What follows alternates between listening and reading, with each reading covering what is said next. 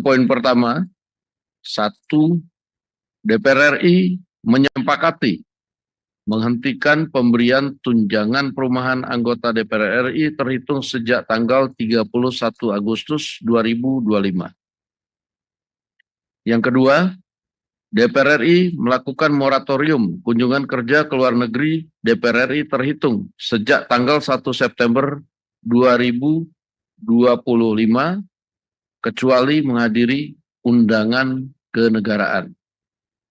3. DPR RI akan memangkas tunjangan dan fasilitas anggota DPR setelah evaluasi meliputi biaya langganan, A. daya listrik, dan B. jasa telepon, kemudian biaya komunikasi intensif, dan biaya tunjangan transportasi.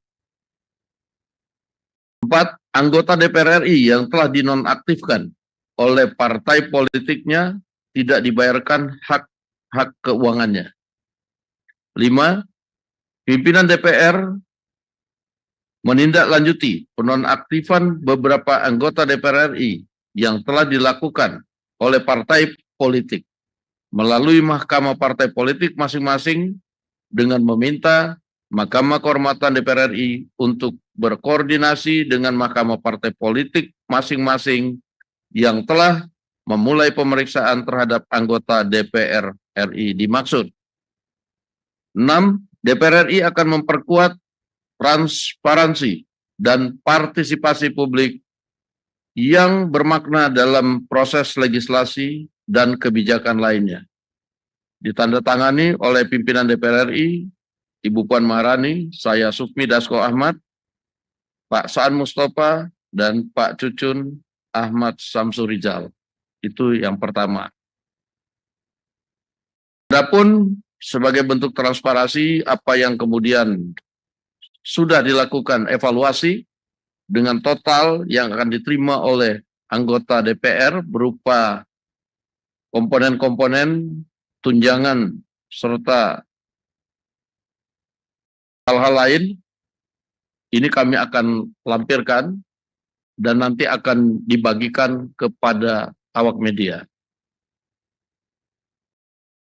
Khusus untuk bagi anggota yang telah diproses nonaktif oleh Mahkamah Partai masing-masing, tadi sudah disampaikan bahwa pimpinan DPR telah juga menulis surat kepada pimpinan Mahkamah Kehormatan Dewan untuk berkoordinasi dengan Mahkamah Partai masing-masing anggota untuk ditindaklanjuti sesuai dengan ketentuan.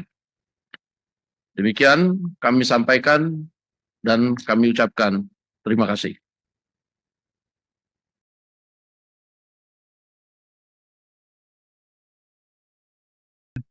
Kalau ada yang mau ditanyakan, satu dari ini nggak ada mikrofon karena ini ada ya? Jangan.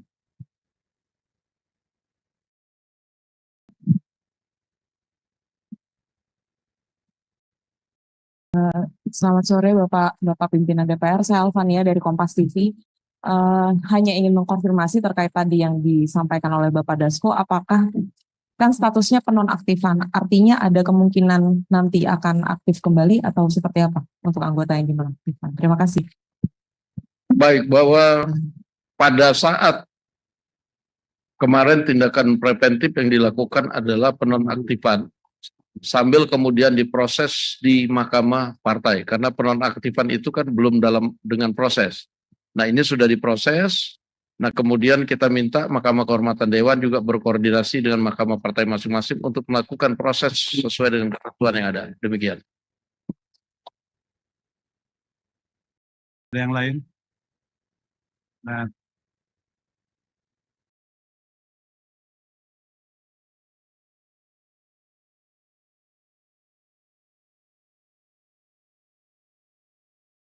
jadi kalau ditanyakan hasilnya seperti apa, kita akan melihat hasil sidang etiknya, nanti biar Mahkamah Kehormatan Dewan dan Mahkamah Partai itu berkoordinasi, mekanismenya sudah diatur sesuai dengan aturan yang ada. Demikian.